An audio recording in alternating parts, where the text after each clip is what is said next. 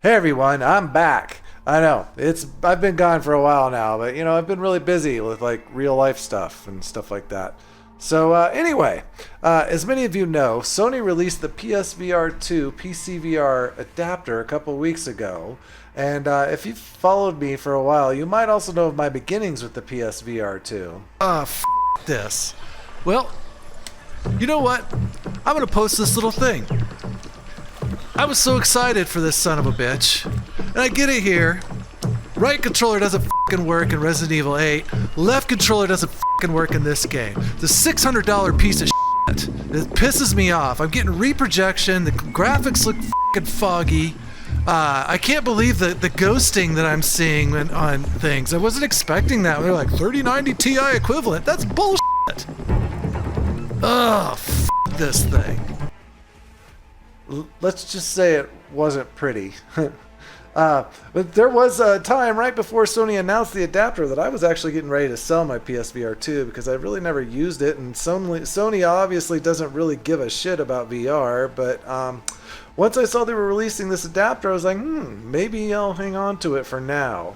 Now, many people were obviously in the, what's the point? You don't have eye tracking or face haptics or foveated rendering or adaptive triggers or built-in ham job-o-matic, yada, yada, yada. But let me tell you, first, most PC VR titles don't use any of those features anyway. And second, those OLED screens and that direct DisplayPort connection make this one hell of a great PC VR headset. Now, as many of you may or may not know, I have a Bigscreen Beyond. And I've even made a video about the ultimate way to play Cyberpunk, and that was with the Bigscreen Beyond. And here's that video right here. Well, I'm here to tell you that that video is now obsolete. There's a new kid in town for Cyberpunk, and yes, it's the PSVR2. Let me explain. Let's start about the big negatives with Bigscreen Beyond and how they compare to the PSVR2. Okay, first off, we have glare. The Bigscreen Beyond has a really bad problem with glare, folks, especially in games with lots of dark areas. This glare gives you kind of a feeling of eye strain, and it can feel like there's a smudge on your eyeball and make you feel a bit cross-eyed. It's just not a pleasant issue to deal with at all. There is none of that with the PSVR2. None that I noticed, at least. So, PSVR2 wins with the glare issue. The next big negative about the Beyond, and for me this is a huge one, is the tiny sweet spot. With the Beyond, the only thing that you can see super clear is what's right straight ahead of you, directly in front of your eyeballs.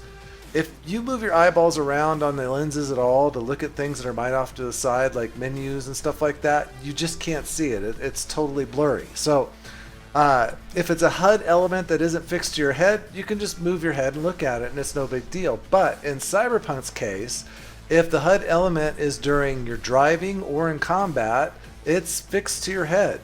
So you're screwed. You can't read things like the mini-map or the quick hack menu. You can read them fine with the PSVR 2, so there's win number 2. And another big Beyond negative is price point. The Beyond is already a really high-priced headset, and if you don't have a Steam VR setup, you're going to need to buy lighthouses and also index controllers, so you can slap another $600 easy on top of that. And the index controllers suck ass. I mean, I hate them to death. I actually avoided using my Beyond. I hate the index controllers so much. With the PSVR 2, you're looking at just half the HMD cost that you get, and you get the PSVR 2 controllers, which are super badass. Now, I need to get mine working right because I don't have a good Bluetooth adapter on my motherboard, so that just doesn't work with the PSVR 2 controllers well right now. But I'll get them working with an adapter. I'm not worried about that. So there you have it. Win number 3 for the PSVR 2. Now, comfort. That's another thing. The Beyond is far ahead of any other VR headset when it comes to comfort. And the PSVR 2 vanilla is not comfortable at all. I find myself constantly adjusting it to make it not hurt the bridge of my nose and my face. But I modded my PSVR 2 with an Apache strap that I had originally bought with my original Quest, the Quest 1.